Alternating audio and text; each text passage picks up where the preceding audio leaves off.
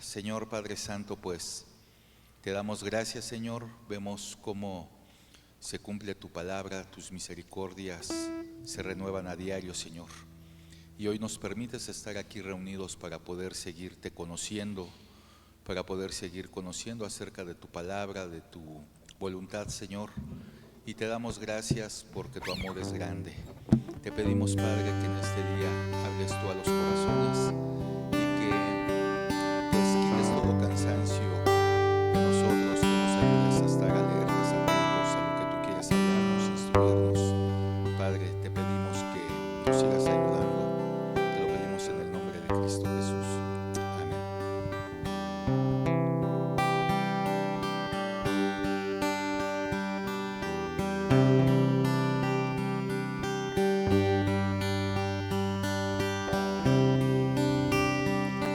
Enséñame, oh Jehová, el camino de tu palabra, y dame tu entendimiento a seguir siempre tu ley.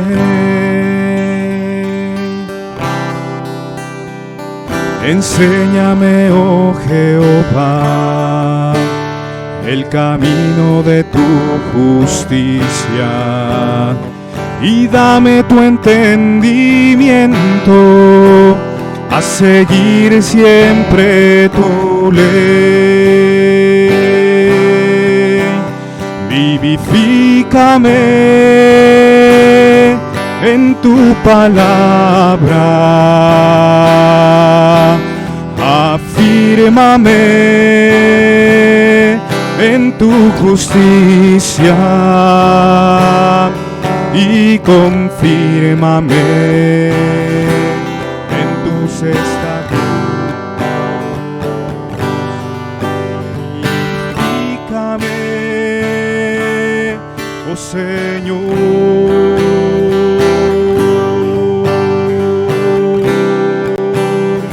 Enséñame, oh Jehová, el camino de tu palabra, y dame tu entendimiento a seguir siempre tu ley. Enséñame, oh Jehová, el camino de tu justicia, y dame tu entendimiento a seguir siempre tu ley. Vivifícame en tu palabra, afírmame en tu justicia y confírmame en tus estatutos. Vivifícame, oh Señor.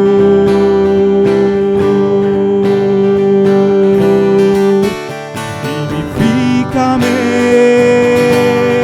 en tu palabra,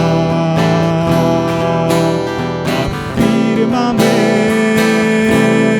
en tu justicia y confírmame en tus estatutos. Vivifícame, oh Señor.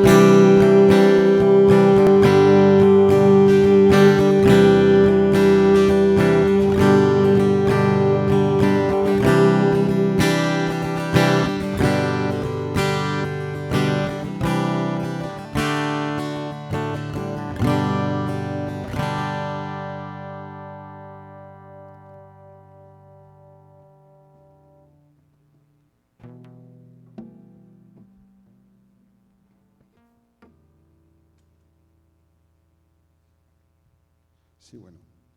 Sean todos bienvenidos, muy buenos días.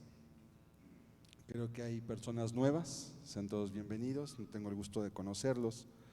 Pero hoy quiero compartir, así como decía el canto que estábamos ahorita entonando hacia Dios, Enséñame, oh Jehová, el camino de tu palabra. Y quiero comenzar esta enseñanza que se llama La Biblia es un libro singular, único. Hemos estado hablando ya por espacio de varios meses acerca de este libro que tengo en mis manos, que se llama La Biblia. Y muchas veces uno de los impedimentos para poder recibir la palabra contenida en él es, bueno, pero ¿y la Biblia qué es? Es otro libro más, como los libros sagrados de los hindús, lo que escribió Confucio, según las religiones, pues es un libro más, solamente uno de muchos más. Yo quiero hoy explicarte por qué cuando tú tienes un ejemplar de las Sagradas Escrituras en tu mano, lo cual está al alcance de todos, y si alguien aún tuviera el deseo de obtener uno y no tuviera los medios o no supiera cómo obtenerlo, acérquese con un servidor y le podemos obsequiar uno incluso también. Hacerte ver por qué este libro es un libro que se aparta de todos. La Biblia tienes que ponerla en un lado y el resto de los libros, no importa si son de orden religioso o de qué tipo, están en otro lado. La Biblia es única, es singular en la historia, y esto es un tema que en donde un servidor predica en una de las congregaciones, yo lo he compartido en 8 estudios para dar evidencias, no solamente de por qué es un libro único, que esto realmente es como la introducción al tema, sino por qué la Biblia es un libro que realmente es inspirado por Dios. Hay evidencias de situaciones y circunstancias que el ser humano no podría conocer ni saber si no fueran venidas directamente de parte de Dios, en cuanto a conocimiento de índole científico, conocimiento médico, conocimiento histórico, de eventos por venir también. Pero yo hoy quiero mostrarte precisamente esto. Vamos a comenzar en el Salmo 138, versículo 2.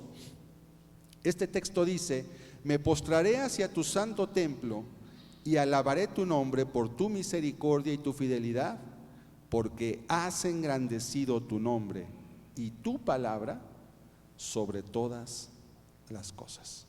Dice la Escritura, David, el escritor de los Salmos, que él iba a engrandecer a Dios, iba a postrarse ante él, lo iba a alabar, y dice por 2 cosas: porque has engrandecido tu nombre, pero dice también después, y tu palabra, y dice por sobre todas las cosas. Sobre las religiones, sobre la historia, sobre los reyes, sobre el dinero, sobre todo está encima la palabra de Dios. Y yo quiero mostrarte hoy precisamente por qué tú debes valorar la Escritura. Cuando venimos a hablarte en este lugar, no te venimos a vertir la opinión que tenemos nosotros de algo, te venimos a explicar solamente lo que dice la palabra de Dios.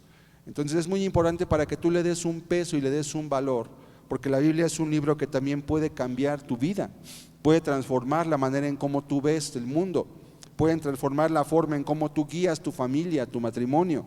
No solamente es un montón de preceptos o recetas para tomarlas cuando hay necesidad y de alguna forma aplicar algún remedio rápido. Es un libro que está respaldado y, como dice aquí el texto, Dios lo ha engrandecido sobre todas las cosas, sobre todo, absolutamente. Quiero comenzar hablando de la declaración de un hombre llamado Víctor Hugo. Ponemos la siguiente. Víctor Hugo fue un dramaturgo inglés y él dijo lo siguiente: Inglaterra hizo a Shakespeare. Inglaterra hizo a Shakespeare. Vamos a poner la siguiente más. Pero la Biblia hizo a Inglaterra. Este hombre no era cristiano, no era cristiano, ni siquiera tenemos conocimiento de que tuviera algún tipo de simpatía por las cuestiones cristianas. Sin embargo, él dijo esto. Y él dijo también lo siguiente. Vamos a darle otro clic. Inglaterra solo ha escrito 2 libros valiosos: las obras de Shakespeare, o sea, todo lo que son las obras de Shakespeare, y la Biblia. Pero Inglaterra hizo a Shakespeare, pero la Biblia hizo a Inglaterra. Y por si usted no lo sabe, en la época en que fue la Revolución Francesa en 1789, que se dio por toda la opresión que había económica, por las cuestiones de las clases obreras que vivían bajo una monarquía que utilizaba todo el dinero de los recursos del país para engrandecerse a sí misma. Inglaterra estuvo a muy poco también de tener una revolución como la que tuvieron los franceses, lo cual hubiera despedazado el país. Pero hubo una diferencia: en Inglaterra hubo un avivamiento de la palabra de Dios. En Inglaterra hubo una familia o varias personas, pero entre ellos un hombre llamado Juan Wesley, con sus hermanos, su familia, que fueron usados por Dios cuando ellos predicaron la palabra de Dios en Inglaterra, ya no hubo esa revolución. La gente se empezó a convertir a Dios, desde los más grandes hasta los parlamentos llegó la palabra de Dios, incluso hasta el parlamento británico, hasta la gente del vulgo. Las cárceles se vaciaban, no había por qué tener cárceles en algunos poblados porque la gente realmente se convertía a Dios. Las tabernas se vaciaban, cosa increíble, y todo fue precisamente porque Inglaterra tuvo la influencia de este libro. Y Francia, que no la tuvo, Francia se vio despedazada por una revolución sangrienta que terminó en una degollina y en una situación que trajo tremendas desilusiones a la humanidad. También trajo bienes, trajo algunas situaciones para reconsiderar derechos humanos, etcétera, pero ahí no hubo la palabra. Por eso él dijo: Inglaterra hizo a Shakespeare, pero Dios hizo a Inglaterra. ¿Por qué la Biblia es única? Vamos a ver la siguiente diapositiva. La Biblia es única en su continuidad porque fue escrita en un periodo de 1600 años. Es decir, este libro no se compiló de un día para otro ni de un año para otro. Fue escrito, fue compilado a lo largo de 1600 años, a lo largo de 60 generaciones de personas. Fue escrito por más de 40 personas de muy diferentes oficios que no llegaron a conocerse entre sí. Entre sus escritores hay campesinos, poetas, hay pescadores, estadistas, hay reyes, recabadores, cobradores de impuestos, y también fue escrito en 3 diferentes continentes. Vamos a ver la que sigue. Es decir, cuántas personas que algunas ni siquiera se conocieron, ni siquiera fueron contemporáneos. Cuando algunos escribieron, ya habían muerto muchos de los que habían escrito antes, y vamos a ver por qué eso es importante más adelante. En Asia, en Europa y en África vivieron los escritores de la palabra de Dios. También fue escrita bajo diversas circunstancias. A veces se escribió en el cautiverio. Hubo escritores que estaban cautivos en otra nación, y todos sabemos que cuando una nación es cautiva por otra, es conquistada, usualmente absorben también al país, absorben su cultura. Y no solamente los conquistan militarmente, sino que además también absorben todo lo que ellos son, su cultura, su manera de pensar, etcétera. Pero la Biblia se escribió aún en circunstancias de cautiverio, también bajo persecución. Algunos de sus escritores fueron perseguidos duramente aún por la gente de su propio país.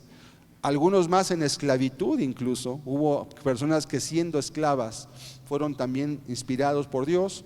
En la opulencia también hubo personas que eran allegados a los reyes y que escribieron parte de la palabra, y reyes mismos también escribieron parte de la palabra. Qué contraste tan grande. No hay otro libro en la historia que tenga características como estas. No existe uno solo que se le parezca siquiera. Y también en el exilio. Aun cuando algunos de los escritores fueron echados fuera de su país, a lugares tan lejanos como una isla remota, allí el apóstol Juan recibió la revelación del Apocalipsis, estando en el exilio, sin nadie más que él y el Espíritu de Dios en su propia vida. Pero además es único en su continuidad siguiente, porque incluye varios estilos literarios. No solamente es un libro que habla de religión, es un libro que incluye leyes que hasta hoy en día se observan. Leyes que hoy en día nuestros códigos civiles y penales en casi todo el mundo están basados en grande manera en la Biblia. En Estados Unidos, el 90% de la Constitución de Estados Unidos está basada en la Escritura, en la Biblia, por si usted no lo sabía. También contiene escritos poéticos que hablan de poesía, que hablan de temáticas que tienen que ver con poesía, como los Salmos, que es un libro entero de cantos, pero contiene también temas para que hablan mucho al corazón del hombre. También es un libro de historia. ¿Sabía usted que la Biblia es el libro oficial de historia de la nación de Israel hasta el día de hoy? Si un niño nace en Israel y es educado, no va a recibir un libro de historia del Ministerio de Educación del país, va a recibir un ejemplar del Antiguo Testamento, porque lo que consideran la historia del pueblo de Israel, lo va a recibir, y ese es su libro de historia. Ubicaciones, personajes, reyes, etcétera, etcétera. Y también es un libro que incluye escritura sapiencial. Algún día vimos un tema sobre el libro de Eclesiastés que habla de la vanidad de la vida, cómo el hombre vive una vida vana cuando no tiene a Dios, y con todo y que disfrute todo lo que tiene a su alrededor, su vida realmente un día va a acabar, Y si no se preparó para la eternidad, toda su vida aquí abajo fue vana, porque todo lo que hizo aquí y alcance y aún logre tener, aquí lo va a dejar. Pero cuando el hombre se prepara para la eternidad, puede trascender más allá de la vida aquí. ¿Qué libro tiene características como estas? De manera además excelente, porque la Biblia hasta hoy no ha sido corregida en muchos sentidos. Siguiente. Y a pesar de tanta diversidad, de que fue escrita por tantas personas que no se conocieron en diferentes épocas, bajo diferentes circunstancias, mantiene una unidad temática, que es la historia de la caída y la salvación del hombre por Dios. Ese es el tema central de toda la Escritura. Y es increíble cómo a lo largo de más de 1600 años, escritores que nunca llegaron a conocerse pudieron mantener la misma unidad. ¿Sabe por qué? Porque aunque hubo escritores humanos, la influencia, la inspiración, que quiere decir, inspirar es del latín inspiro, soplar en, las ideas, lo que vino de la mente de esas personas para escribir venía de Dios, no era la idea de alguien. Por eso cuando usted tenga la Biblia en sus manos, no tiene un libro de religión, usted tiene la palabra de Dios misma. Y si usted no la considera así, usted no le va a dar el peso que tiene lo que está recibiendo en este lugar, pero también lo que usted pueda recibir cuando lee la Escritura, que por cierto debería usted leerla y no solamente leerla, debería estudiarla, porque este es el manual del usuario que Dios le dio. Ustedes aquí trabajan con aparatos complicados, trabajan con fibra óptica, por lo que entiendo, y son cosas bastante complicadas que requieren todas manuales, requieren extensivos manuales de funcionamiento para que ustedes sepan cómo trabajan, cómo deben utilizarse, qué no se les debe hacer, bajo qué temperaturas deben funcionar, cómo deben soldarse, qué especificaciones tienen. Todo eso tienen que saberlo. Y si ustedes omiten eso cuando trabajan o cuando van a soldar algún cable, etcétera, y no lo hacen de la forma que les es indicado, van a echar a perder lo que están haciendo. ¿Sabes qué? La Biblia es el manual de vida para el hombre. Si tú no tienes un manual para vivir tu vida, lo más común es que llegues a echar a perder lo que estás haciendo. Por eso es tan importante la Escritura. ¿Qué más? También la Biblia es única en su traducción. La Biblia se ha traducido a más de 2018 idiomas, con traducciones parciales innumerables y traducciones de audio para los idiomas no escritos. Además, ha sido traducida a más de 240 idiomas y dialectos en todo el mundo. En una de las iglesias que un servidor está ministrando hay un hermano que es de la etnia triqui.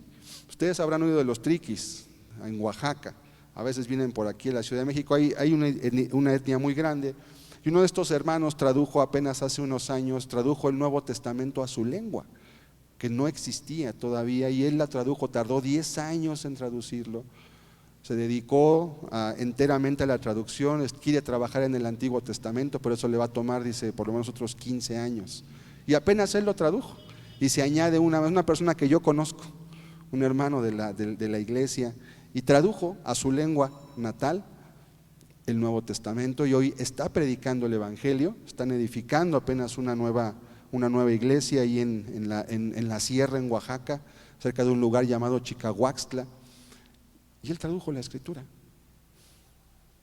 y dedicó parte de su vida a eso, a traducir. Muy importante. Siguiente. El Nuevo Testamento ha sido traducido a 1280 idiomas y dialectos. Algún libro o porción, por lo menos el 90% de la población del mundo tiene acceso al Nuevo Testamento. Solamente el 10% de la población mundial pudiera decir, no tengo una forma en cómo recibir la palabra de Dios, pero el 90%, o sea, 6.500 millones de seres humanos tienen acceso a la Escritura. ¿Se da cuenta por qué la Biblia es un libro único? ¿De dónde viene tanto esfuerzo? ¿Por qué tanto? Siguiente. Además, la Biblia es única en su circulación. Es el libro más vendido en toda la historia de la humanidad. Más vendido. Su nombre, de hecho, es Biblión, que significa colección de libros o el libro. Porque cuando usted habla de la Biblia, no está hablando de un libro más, este es el libro. el libro por excelencia que todo hogar, que todo matrimonio, cuando solemos unir en matrimonio, ¿verdad?, oficiar alguna ceremonia religiosa de matrimonio, casi siempre acostumbramos que alguien pueda darle una Biblia a ese matrimonio. Usualmente ellos ya tienen un ejemplar, pero se hace públicamente para dejar claro que la Biblia debe ser el fundamento de ese matrimonio, de esa unión, porque la Biblia es el libro por excelencia que cada uno debería tener. Además, la Biblia es el libro que más ha leído la humanidad. Contrariamente a lo que usted pudiera pensar, ese libro, por la extensión, por los dialectos en los que está escrito, aún en lugares en donde la Biblia no es permitida, como países musulmanes, como países comunistas hasta hace todavía varias décadas, donde era prohibida, aún ahí la Biblia llegaba y hubo gente que arriesgaba su vida para poder entrar, porque era contrabando llevar Biblias a esos países, y realmente ponían en peligro su libertad y hasta su integridad física, y muchos, aún así, lo hacían, y algunos, ahorita vamos a ver cómo también es el único en el costo que tiene, aún así perdieron sus vidas con tal de llevar la escritura a esos lugares. También es el primer libro impreso. Johannes Gutenberg, en 1455, cuando inventó la imprenta, él dijo, bueno, ¿qué libro voy a imprimir? Ya que tengo un libro que puede hacer impresiones, y él eligió y dijo, pues la Biblia, la versión que imprimió fue la de la Vulgata Latina, una versión en latín de la escritura. ¿Por qué más es única en su circulación? Siguiente, porque miles de libros se han impreso a partir de ella. De hecho, siguiente, ha generado la mayor cantidad de literatura derivada de ella. No hay otro libro en la historia, ni que existe hoy en día, del cual se hayan escrito a raíz de ella poesías, enciclopedias, libros de análisis, libros en su contra, himnos, historias, cuentos, pintura, arquitectura, literatura. Es el libro que la mayor cantidad de cultura ha generado, ya sea a favor o también en contra. ¿Sí? No existe otro libro que tenga estas cualidades en el mundo.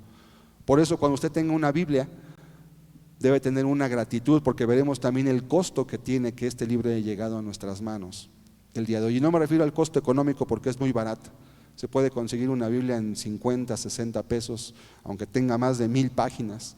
Sí, bueno, ¿por qué tan barato, verdad? Cuando a veces compra uno una revista y vale 40, 50 pesos y son 15, 20 hojas a veces. Siguiente, también la Biblia es única en su supervivencia.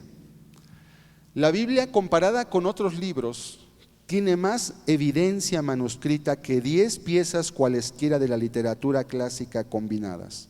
Una pregunta muy común que surge es, ¿y yo cómo sé que esta Biblia que yo tengo hoy, cómo sé que es una copia real de lo que se creó al inicio? Porque luego surgen esas dudas, no, es que la Biblia ya está adulterada, ya le metieron ahí de su cosecha, los hombres ya le agregaron, le pusieron, etcétera. Bueno, existe algo que se llama evidencia textual en lo que es lingüística y literatura, que es cómo poder saber que las obras, por ejemplo, de Shakespeare, cómo saber que son los escritos de él y que no es algo que alguien inventó y le puso y lo firmó como Shakespeare. O libros que no existen ya, como libros de Aristóteles, que hoy estudian la gente que estudia filosofía en las facultades, tienen libros de Aristóteles. ¿Y cómo saben que realmente ese libro lo escribió Aristóteles? Hay algo que se llama evidencia textual, y es recabar la cantidad de copias que haya originales, compararlas con lo que hoy tenemos y ver si realmente son apegadas a lo que se escribió originalmente. Bueno, la Biblia tiene más evidencia manuscrita que 10 piezas cualquiera, usted las junte y las sume, tiene mucha más evidencia de que lo que usted tiene aquí es la palabra de Dios. De hecho, en un tema que un servidor comparte, se llama precisamente cómo llegó la Biblia hasta nosotros, y doy todo un estudio explicando cómo es que la Biblia no solamente se copiaba, porque se copiaba a mano en pieles de animales, sino cómo es que llegó hasta nosotros y por qué podemos saber con certeza que lo que tenemos es realmente la palabra de Dios y no una burda copia o la opinión de alguien. A pesar de que fue escrita en materiales perecibles y tuvo que ser copiada a mano durante cientos de años, específicamente más de 2200 años. Siguiente, pero también la Biblia es el libro más perseguido. es el libro más odiado. Hay gente que simplemente, una vez llegué a mi trabajo, cuando apenas yo me había conocido a Dios, y llegué y puse la Biblia en mi escritorio. Yo tenía un escritorio, tenía una computadora, trabajé en una empresa que trabajó lo que era el internet allá en 1995 y hacía todo lo que era diseño de sitios web y etcétera. Y llegué y había puras personas, ingenieros, había gente que trabajaba todo eso, y llegué y puse la Biblia en mi escritorio. Y la vio uno y dice: ¿qué libro es ese que tienes ahí? Le dije: la Biblia. Dice: ¿y por qué tienes la Biblia? Digo: porque estoy empezando a leer. Dice: ¿y qué piensas de la Biblia? Y luego otro se unió y dice: no, ten cuidado con ese libro porque tiene muchas cosas que no son y hay cosas que ni son ciertas. Y luego otro dijo: no, ¿tú qué sabes? A ver, ¿tú qué? Y empezó a haber una discusión entre mis compañeros de trabajo, y todo porque puse la Biblia ahí en medio. Y empezó a generarse una polémica, unos a favor, unos en contra, unos opinaban, la mayoría de ellos lo que decían realmente no tenían razón en lo que estaban hablando, pero empezó una polémica. Unos lo odiaban, otros lo apoyaban. Es el libro más odiado, más prohibido. Si alguien te viera un libro vaquero, esos pasquines que venden, ¿no? Y lo vienen ahí, pues, nadie te dice nada. Pero si pones la Biblia, va a empezar a haber preguntas. ¿Por qué lees? ¿Tú crees? ¿Tú eres cristiano o tienes una religión, etcétera? También ha sido el libro más prohibido. Es difícil que se prohíban libros en algún lugar. Número uno, porque representa un negocio, pero prohibir un libro es el libro por el cual más gente ha muerto a causa de él, directa e indirectamente. Es el libro por el cual más gente ha sido torturada por poseerlo o por leerlo. A veces ni siquiera leerlo, simplemente saber que tú tenías un ejemplar de la Biblia, como en los tiempos de la Inquisición, porque de santa no tiene nada. El hecho de que tú tuvieras un ejemplar de la Biblia era suficiente para que fueras tomado porque estabas cometiendo un delito. Y usualmente terminaba en la extracción de tus bienes, en la expropiación de tus bienes, y en que tú eras encarcelado y acusado por herejía. ¿Cuál era la herejía? Tener una Biblia que usualmente era en el idioma que no era latino, que no era los idiomas originales. También es el libro por el cual más gente ha sido encarcelada a causa del mismo. No hay otro libro con esas cualidades, y también es el libro más quemado de la historia. Se han hecho montones gigantescos de millares de Biblias en países donde se han requisado y se han quemado públicamente. Pocas veces se ve eso con algún libro, pocas veces realmente. Siguiente, un ejemplo. En el año 303, el emperador romano Diocleciano, este es un busto de este emperador, expidió un edicto para destruir a los cristianos y a su libro. Él entendió que si no existía la Biblia, no iba a haber cristianos. Y él emitió un decreto, una orden imperial, no era un país, era un imperio, que era un territorio gigantesco, lo que hoy abarcarían más de 30 países en Europa, en África y en parte de Asia, que era el Imperio Romano en el siglo IV. Pero curiosamente, después de que él emite este edicto, siguiente, el emperador romano que sucedió a Diocleciano, que se llamó Constantino, 25 años más tarde solamente, después de que él murió, comisionó a Eusebio de Cesarea, un historiador, para que preparara 50 copias de las Escrituras a expensas del erario del gobierno. Un emperador lo manda a destruir y el siguiente manda a hacer copias para que lo tuviera él y la gente importante en su propia situación. Qué irónico es esto. Siguiente. Bernard Ramm, un escritor cristiano, dijo lo siguiente: cientos de veces las campanas de los incrédulos han anunciado la muerte de la Biblia. Se ha formado la procesión fúnebre, se ha inscrito la lápida mortuoria y se ha leído el oficio, pero de manera inexplicable el cadáver nunca ha aparecido. Han sido innumerables las personas poderosas, estadistas o sabias, ahorita veremos un ejemplo, que han proclamado: ya la Biblia, va a llegar el tiempo en que la Biblia ya va a ser tanta la tecnología y el conocimiento que ya no vamos a necesitar las supersticiones, dicen, de la Biblia. Dice, y aunque se ha anunciado la muerte de la Escritura, nunca ha aparecido el cadáver. La Biblia sigue más viva. Y parece que entre más tecnología hay, entre el hombre más se siente autosuficiente, cada vez se da cuenta que no puede salvarse a sí mismo y que necesita la ayuda de Dios. Siguiente. Y aquí tenemos un caso emblemático. Usted sabe quién fue Voltaire, uno de los más grandes pensadores del Renacimiento. Él dijo lo siguiente: 100 años después de mi época, de la época en que él vivía, porque era el Renacimiento, era la Ilustración, dice, va a ser borrada de la existencia y pasará a la historia a la Biblia. ¿Por qué? Porque ya no va a ser necesaria.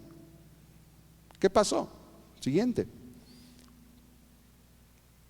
50 años después de su muerte, no 100 como él dijo, en su propia casa, con su imprenta, la Sociedad Bíblica de Génova compró la casa de Voltaire y estuvo imprimiendo Biblias para repartirlas en el propio idioma de Voltaire, en francés. Qué irónico. Anunció la muerte de la Biblia 100 años después y solamente a 50 años él se murió. Y en su propia casa, con la imprenta que él utilizaba para imprimir literatura en contra de la Biblia, la Sociedad Bíblica de Génova imprimió millares de Biblias para repartirlas en Francia. Voltaire ha muerto, la Biblia está más viva que nunca. Siguiente. En países comunistas, tener este libro podía implicar el destierro, el martirio o la muerte. Hoy en día China, que es el último real país comunista, Cuba realmente ya es una caricatura del comunismo, pero China fue un país en el cual todavía la Biblia tuvo una prohibición. Era tan penado a veces como llevar droga. Usted sabe que llevar drogas a China, traficar droga, es pena de muerte. Hay una persona que se le encuentra droga en un equipaje de avión o por tierra, automáticamente es ejecutado. No importa si es americano, si es francés, lo ejecutan, son leyes del país. Bueno, hubo un tiempo en el cual llevar una Biblia a China era un delito equiparable, porque a veces se llegaba a aplicar la pena de muerte, a contrabandear drogas. En países comunistas implicaba a veces la muerte. ¿Cuánto lo valoramos hoy en día nosotros la Biblia? A veces pasa desapercibido. La Biblia costó la vida a la mayoría de sus autores: Pablo, Lucas, Mateo, Juan, Zacarías, Isaías, Pedro. Todos los apóstoles menos uno murieron por causa del martirio, por predicar de este libro. ¿Quién muere por lo que sabe que es mentira? La gente puede hacer cosas diciendo que algo es verdad cuando sabe que no es verdad por interés, pero dar la vida por una cosa que usted sabe que es mentira, la gente no hace eso. La gente muere por lo que está convencido que es verdad. Puede ser una ideología, puede ser un ideal político incluso, pero morir por lo que tú sabes que es mentira, nadie lo hace. Siguiente. Casiodoro de Reina, esta versión de la Biblia que utilizamos, con la cual hemos compartido la palabra de Dios aquí durante estos últimos meses, es la versión que tradujeron Casiodoro de Reina, Cipriano de Valera, que fueron monjes católicos, los cuales creyeron acertadamente que ellos debían recibir la Biblia en su propio idioma y no en latín, que mucha gente no entendía ni conocía, y tradujeron la Biblia. ¿Sabe cuál fue la respuesta de la Inquisición en el siglo XVI cuando ellos decidieron? Casiodoro de Reina la tradujo, Cipriano de Valera corrigió el estilo, por así decirlo. Fueron perseguidos, tuvieron que huir de nación en nación para que pudiera llegar a tus manos la traducción al español. Finalmente en Bélgica pudieron encontrar un lugar donde poder establecerse, porque tuvieron que brincar por más de 7, 8 países, iban a salto de mata literalmente, traduciendo en el tiempo que podían. Eran eruditos en griego y en hebreo, tradujeron directamente de los lenguajes originales, no del latín, y lo que recibieron fue una bula de excomunión de parte de la Iglesia Católica y una sentencia de muerte de la Inquisición. Bueno, hoy debemos esta traducción de la Escritura a estas personas que con riesgo de sus vidas tradujeron. Y yo pregunto, ¿y por qué no querría la Iglesia Católica que tuviéramos la Biblia en español? ¿Qué interés tendría? ¿Será que es muy rentable la ignorancia en la gente? ¿Será que cuando una persona ignora es más fácil controlarla porque no sabe la verdad? Pero cuando alguien conoce la verdad, ya no se le puede controlar, porque dice, a ver, tú dijiste eso, pero aquí dice esto. ¿por qué tú dices algo contrario a lo que dice aquí? Y eso representaba un riesgo muy grande. Y por eso la Iglesia Católica siempre, y en México todavía hasta 1960, todavía la Biblia se leía en latín en las misas públicas. Si usted tiene a sus abuelitos o bisabuelitos y son católicos, pregúnteles si antes de 1960 cómo se daban las misas, y la misa se daba en latín. Obviamente pues nadie entendía ni media palabra, nada más decían amén, y lo que dijo el padre, el cura, el párroco, el obispo, lo que fuera, pues se lo quedó para él solo, porque nadie entendía latín. La gente con trabajos hablaba español, mucha gente era analfabeta todavía en ese tiempo. Siguiente, ¿por qué también es única en el costo de poseerla? En la historia se han perseguido personas, reinos, ideologías, pero ¿un libro?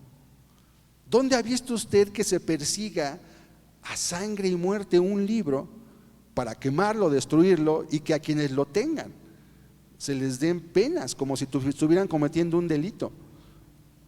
Esto es único en la existencia del hombre. Siguiente, y esto hace a la Biblia un libro singular. No existe otro libro con estas cualidades creado en ningún lugar. ¿Qué más razones de su singularidad tenemos? Siguiente punto. Bueno, este es un punto muy importante. Es un libro centrado en Dios y no en el hombre. De hecho, podría decir yo que es el único libro centrado en Dios y no en el hombre. Louis S. Schaffer, un pensador cristiano del siglo XIX, dijo lo siguiente: la Biblia es esa clase de libro que el hombre no hubiera querido escribir, y que no hubiera querido escribir si pudiese, pero también no hubiera podido escribirlo si quisiese. ¿Y sabe a qué se refería específicamente él? A que como es un libro centrado en Dios y no en el hombre, es un libro que, por ejemplo, detalla perfectamente las faltas de los personajes principales de ella.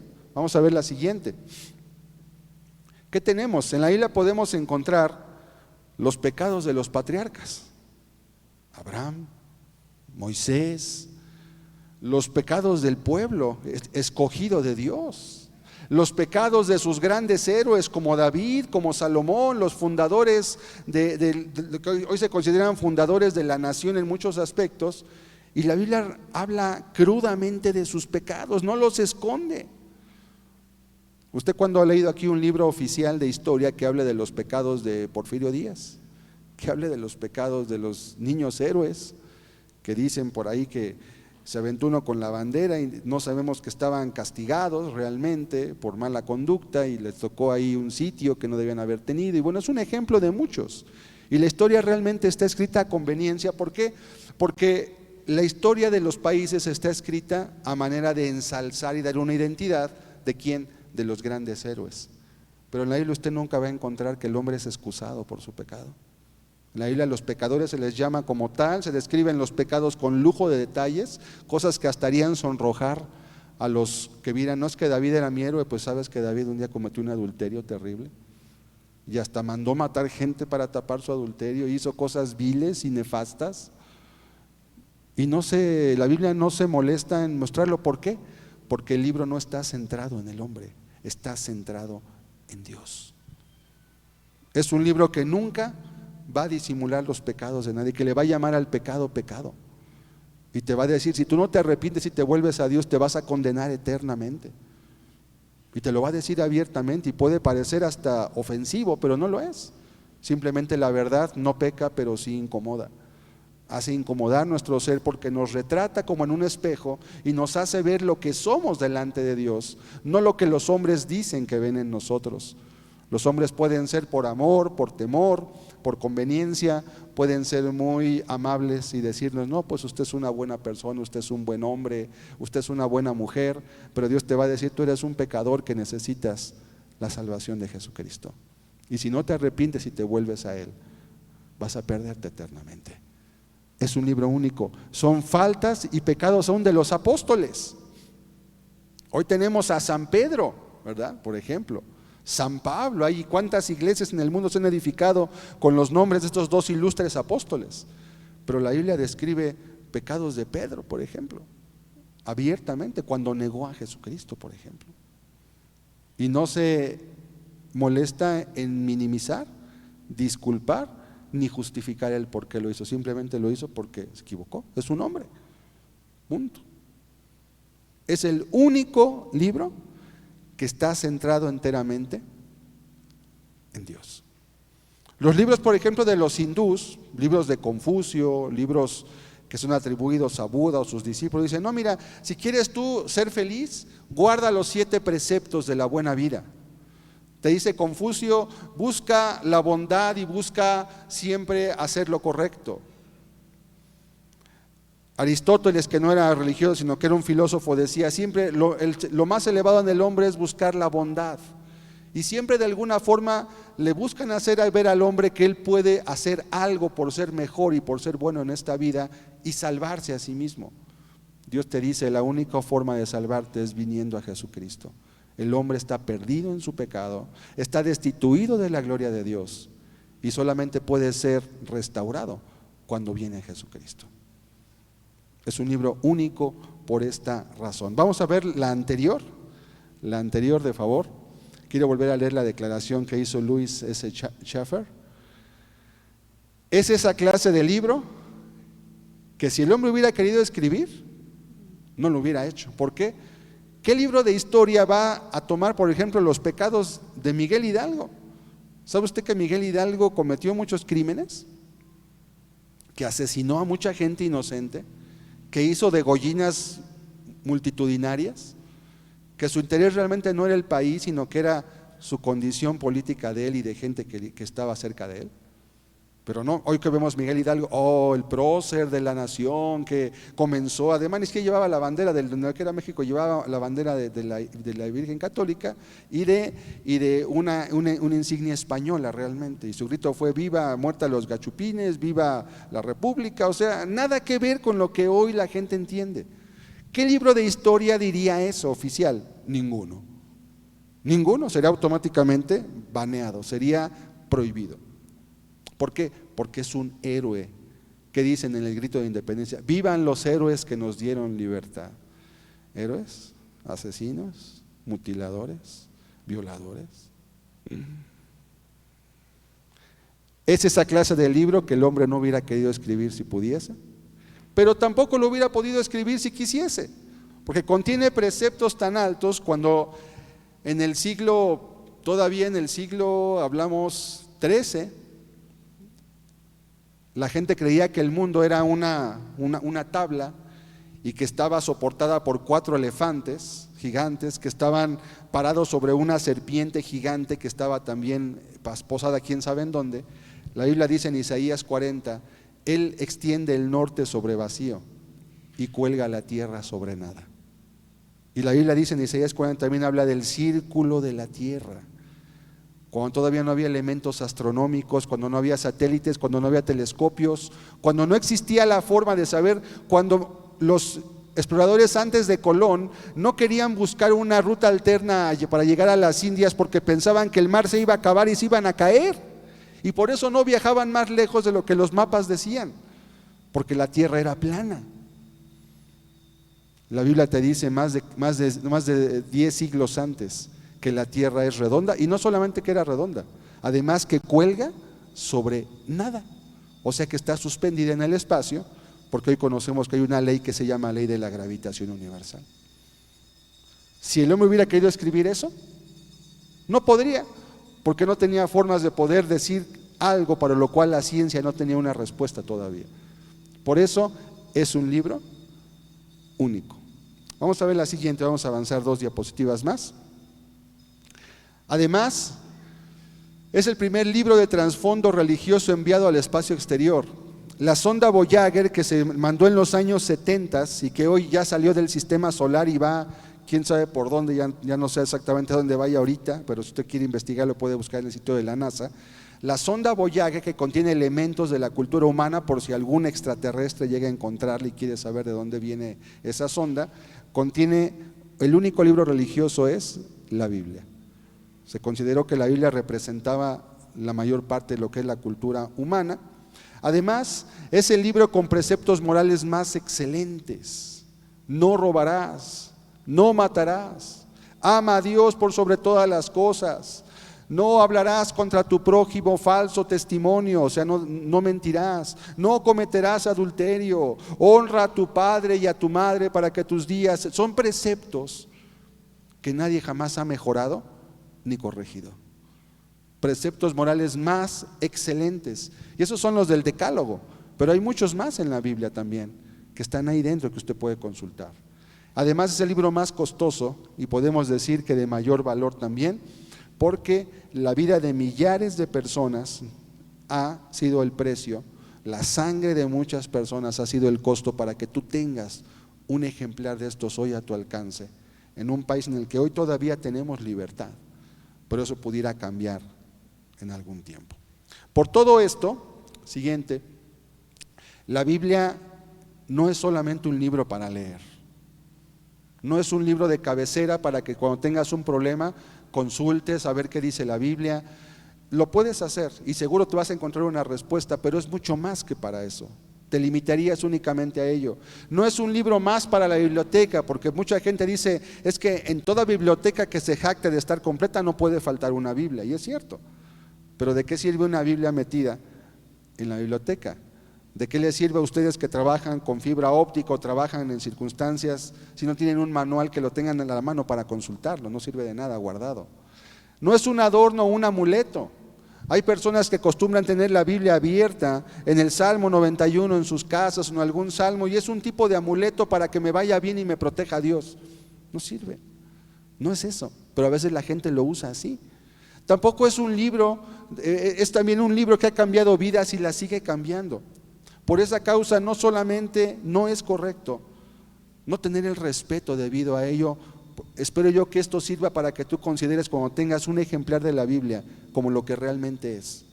Es una obra que excede en mucho el valor económico que tiene, que excede en mucho el valor en su interior de lo que cualquier otro libro te puede dar, porque es un libro que Dios ha traído a tu vida, lo ha puesto cerca de tus manos para que tú puedas bendecir, como dijo al comienzo mi hermano Salvador, para que esto pueda bendecir tu casa, tu familia y tu vida. Es el objetivo. Por todo ello podemos afirmar sin temor a equivocarnos que la Biblia es un libro único. Y por esa causa, todo aquello que estamos aquí comentando, compartiendo, transmitiéndote, no es nuestro, es de parte de este libro. Y tú deberías en tu propio hogar, si nunca lo has hecho, empezar a leerlo tú, empezar a leerlo junto con tu familia si tienes una familia, empezar a enseñarle a tus hijos de este libro. Créeme que eso le va a ser de más valor a tu familia que muchas más cosas materiales que pudieras darles, que pueden ser útiles, pero esto va a dejar una huella que puede trascender para el resto de su existencia. Segunda de Timoteo 3:16, concluyo con este texto. Toda la Escritura es inspirada por Dios y útil para enseñar, para redarguir, para corregir, para instruir en justicia, a fin de que el hombre de Dios sea perfecto, enteramente preparado para toda buena obra. Este es un punto que ya comenté hace un momento. Toda la Escritura, toda, Antiguo, Nuevo Testamento, toda es inspirada, soplada. Dios mismo se encarga. ¿Y cómo podemos demostrar esa inspiración? Te acabo de dar un ejemplo, ¿sí? ¿Cómo podía Isaías, que vivió 700 años antes de Cristo, o sea, vivió hace 2700 años, cómo podía saber que la tierra colgaba sobre nada y que la tierra era un círculo? Cuando las culturas más avanzadas de su tiempo, la egipcia, Grecia todavía no era una cultura importante en ese tiempo, no trascendente, creían que la tierra era plana. ¿Sabes qué es eso? Dios va dejando evidencias por todo, son como pequeñas pistas, que cuando tú vas leyendo la Biblia, las vas recogiendo, es mira, la Biblia dice esto. Y aunque la Biblia no es un libro de ciencia, porque no es un libro científico, siempre que habla de ciencia, es exacta. ¿Sabe usted, por ejemplo, doy dos ejemplos más? ¿Sabe usted qué hacían los egipcios cuando a alguien le dolía la cabeza? Porque tenía inflamado el cerebro. Pues le hacían un agujero en la cabeza, ¿sí? Eso se llama trepanación, un procedimiento médico egipcio. Le hacían un agujero en la cabeza para que se le saliera el dolor. ¿Qué pasaba? Usualmente mataban a la persona. Pero era un procedimiento egipcio, quirúrgico, usted lo puede constatar. ¿Sabe usted qué pasaba cuando alguien tenía una infección muy fuerte en la sangre, los egipcios? Pues como sabían que esa infección venía de adentro, a la gente le sacaban la sangre. Y cuando le querían poner sangre limpia, la persona ya estaba muerta. Pero Levítico 18 dice que la vida de la carne está en la sangre. Una declaración médica que hoy en día nos es obvia, pero que en ese tiempo mucha gente murió porque no sabían que la vida de la carne estaba en la sangre. Hoy sabemos que la sangre es la que se encarga de transportar el oxígeno al corazón, al cerebro, a los pulmones. Y sin ese oxígeno la gente muere. Entonces no puedes tú vaciarle la sangre a una persona porque la matas.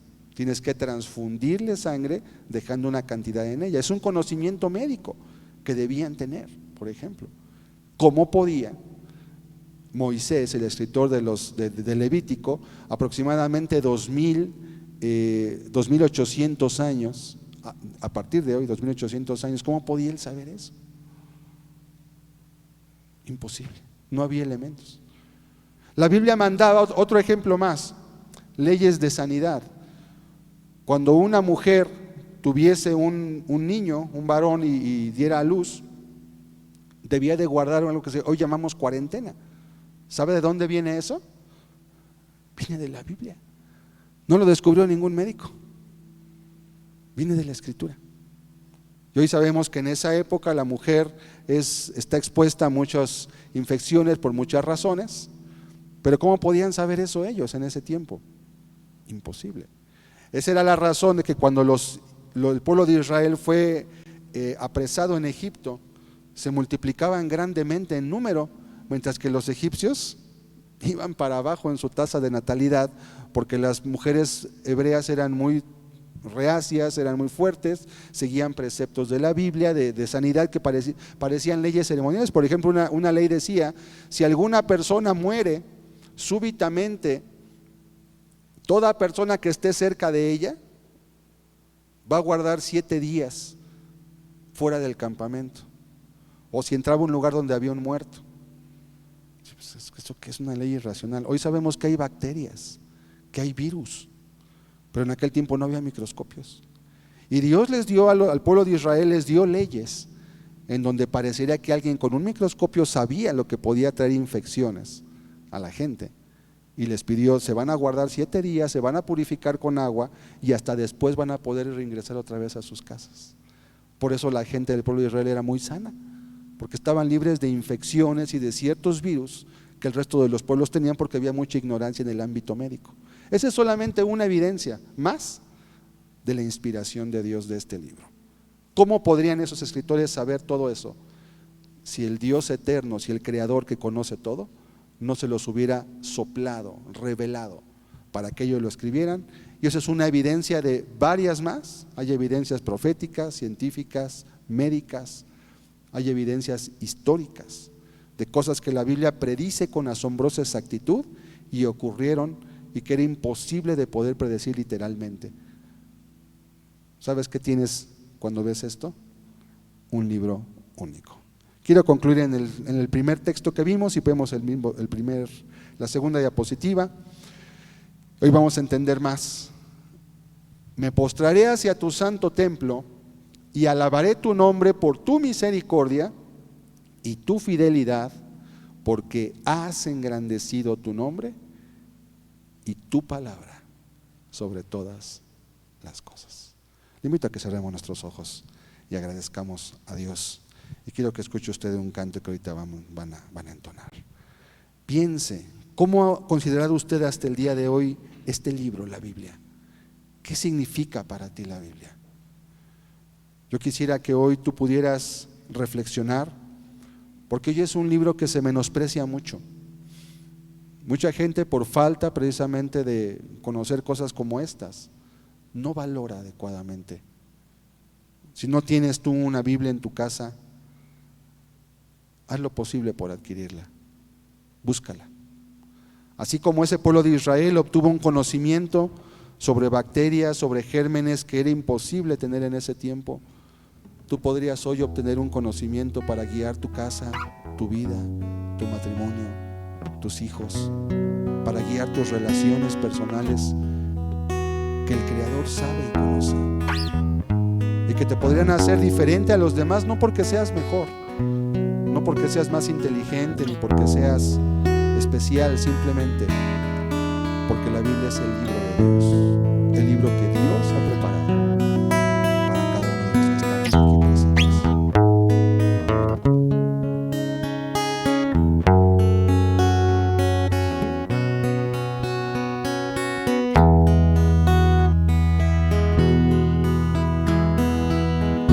La ley de Jehová es perfecta, que convierte el alma. El testimonio de Jehová es fiel, que hace sabio al sencillo. Deseables son más que oro y más que mucho oro afinado, y dulces más que la miel que destila del panal. Los mandamientos de Jehová son rectos, que alegran el corazón. El precepto de Jehová es puro, que alumbra los ojos. Deseables son más que oro y más que mucho oro afinado, y dulces más que la miel que destila del panal. El temor de Jehová es limpio, que permanece para siempre. Los juicios de Jehová son verdad, todos justos. Deseables son más que oro y más que mucho oro afinado, y dulces más que la miel que destila del panal. Deseables son más que oro y más que mucho oro afinado, y dulces más que la miel que destila del panal. Deseables son más que oro y más que mucho oro afinado, y dulces más que la miel que destila del panal. Deseables son más que oro y más que mucho oro afinado, y dulces más que la miel que destila del panal. Así es, Señor. Te damos gracias porque con tu palabra nos has traído una grande bendición, Señor. Para aquellos que hemos tomado esto como tu palabra, Señor, podemos testificar hoy que al paso de los años, de las décadas, tú nos has bendecido enormemente, Señor. Has transformado nuestras vidas, has transformado nuestros hogares, nuestros matrimonios, Señor. Y no es porque seamos mejores, es porque tuviste misericordia y nos dejaste este legado en forma de un libro, para que podamos acercarnos a ti, buscarte, entenderte, Señor, y comprender para qué estamos en esta tierra y a dónde quieres tú llevarnos al final de nuestra existencia, Señor. Mi Dios, hoy te damos gracias, te bendecimos por esto que hoy podemos entender. Te pido que ayudes a cada uno de los que hoy están en este lugar, que esta palabra dé un fruto en sus corazones. Bendice su día, bendice sus trabajos, sus labores, Señor, y concédeles el entendimiento para acercarse a ti. Padre, en el nombre de Jesús te agradecemos esto el día de hoy. Amén. Amén. Que Dios les bendiga a todos, que tengan excelente día. Próxima semana, aquí los esperamos con el favor de Dios a las 9 de la mañana. Buenos días a todos.